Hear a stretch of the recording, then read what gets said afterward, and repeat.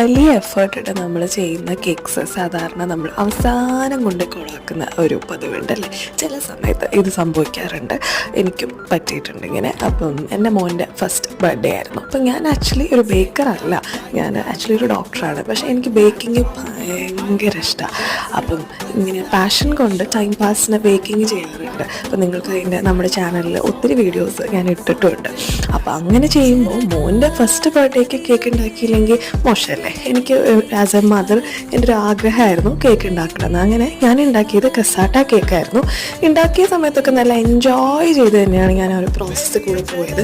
നല്ല രസമായിരുന്നു കേട്ടോ. 3 ഫ്ലേവറിലെ കേക്ക് ഉണ്ടാക്കിയതൊക്കെ നല്ല രസമായിരുന്നു. ആ ഒരു പ്രോസസ്സ് അടിപൊളിയായിരുന്നു. 3 ഡിഫറെൻറ്റ് ക്രീം ഉണ്ടാക്കിയതൊക്കെ. ഫംഗ്ഷൻ്റെ തലേദിവസം കേക്ക് ഉണ്ടാക്കി ഫ്രിഡ്ജിലേക്ക് സെറ്റ് ആവാൻ പിടിച്ചു. പിറ്റേന്ന് രാവിലെ ഒരു ആവശ്യമില്ലാതെ വൈറ്റ് ചോക്ലേറ്റ് മെൽറ്റ് ചെയ്ത് പല കളറിൽ മിക്സ് ചെയ്ത് ഒഴിച്ചു, കൊളാക്കി. പിന്നെ എങ്ങനെയോ മാറ്റി ഫൈനൽ ലുക്ക് ഇതായിരുന്നു കേട്ടോ.